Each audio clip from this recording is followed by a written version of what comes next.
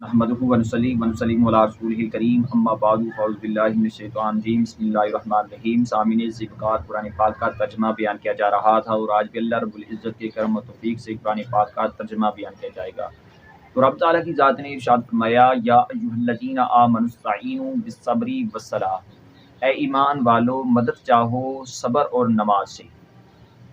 یہ حرف ندا ہے، رب تعالیٰ کی ذات ایمان والوں سے مخاطب ہے، یہاں پر کسی کافر کا نام نہیں لیا بلکہ ان کو مخاطب ہے جن کو رب تعالیٰ کی ذات نے ایمان کی دولت سے نوازا ہے، جن کو ایمان کی دولت عطا فرمائی ہے، جن کے اندر ایمان کا خاصہ موجود ہے۔ رب تعالیٰ کی ذات ان لوگوں سے مخاطب ہے، ان کو فرما رہا ہے کہ ایمان والو یہ مدد چاہو صبر سے اور نماز سے۔ یعنی جب تم کو کوئی مشکل پیش آئے تو رب تعالیٰ کی بارگاہ میں آ جانا ہے، رب سے مدد مانگنی ہے، تو رب تعالیٰ کی ذات تمہاری مدد فرمائے گا اور اس پر تم نے صبر بھی اختیار کرنا ہے۔ ان اللہ مع الصابرین، بے شک اللہ رب العزت کی ذات صبر کرنے والوں کے ساتھ ہے۔ آمنو جمع مذکر غائب کا صیغہ ہے، فعل ماضی معلوم کا ہے باب افعال سے۔ ان اللہ، ان ہر مشبہ فعل ہے، لفظ اللہ اس کا اسم ہے، مع الصابرین مضاف اپنے مضاف الیہ سے مل کر یہ خبر ہوئی انا کی، انا اپنے اسم اور خبر سے مل کر جملہ اسمیہ خبریہ ہوا۔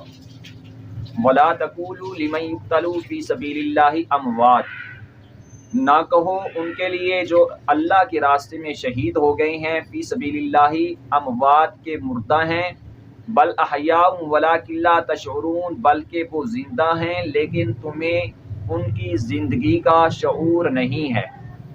یعنی جو مجاہدین جو اللہ کے راستے میں چلنے والے ہیں، جو اللہ کے راستے میں شہید ہونے والے ہیں، ان کے بارے میں یہ نہ کہو کہ وہ تو مر کر مٹی میں مل گئے ہیں، کہ ان کو کیڑے کھا گئے ہیں۔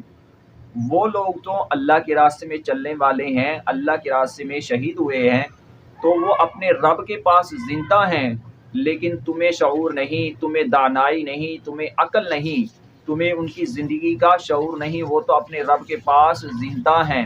تو ایک مقام پر فرمایا گیا وہ ان کی جو روحیں ہیں سبز پرندوں میں ہیں، تو رب تعالیٰ کی ذات ان کو رزق عطا فرماتا ہے، وہ اپنے رب کے پاس سے رزق بھی کھاتے ہیں۔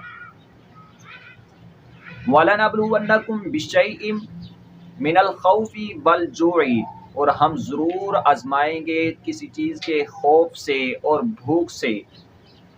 یعنی رب تعالیٰ کی ذات کسی چیز کے خوف سے بھوک سے آزماتا ہے انسانوں کو۔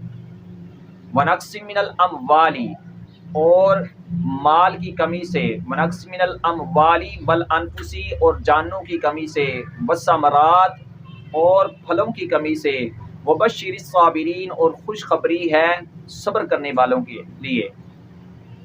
یعنی جب ان چیزوں کی کمی ہو، مال کی کمی ہو، رزق کی کمی ہو، اولاد کی کمی ہو، تو پھر انسان ان چیزوں کے نہ ہونے کے باوجود ان پر صبر اختیار کرے، تو پھر ان کے لیے خوشخبری ہوگی کس چیز کی؟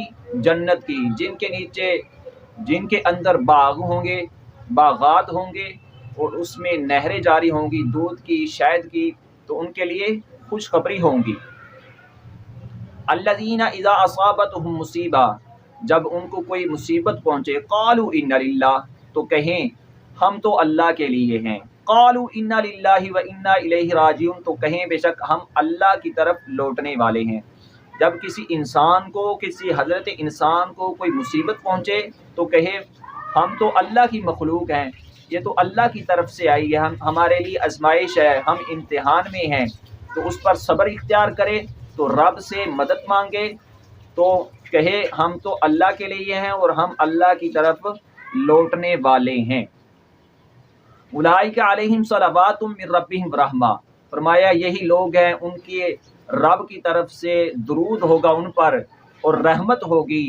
وَأُولَئِكَ هُمُ الْمُهْتَدُونَ، اور یہی لوگ ہیں ہدایت پانے والے۔ جب ان پر کوئی مشکل آ جائے تو اس پر صبر اختیار کرے گا، تو پھر رب تعالیٰ کی ذات ان پر درود بھیجے گا، اپنی رحمت بھیجے گا، تو فرمایا یہی لوگ کامیاب ہیں۔ تو دعا ہے کہ اللہ رب العزت کی ذات میرے چند کلمات اپنی بارگاہ میں قبول فرمائے۔ آمین و آخر دعوانا ان الحمد للہ رب العالمین۔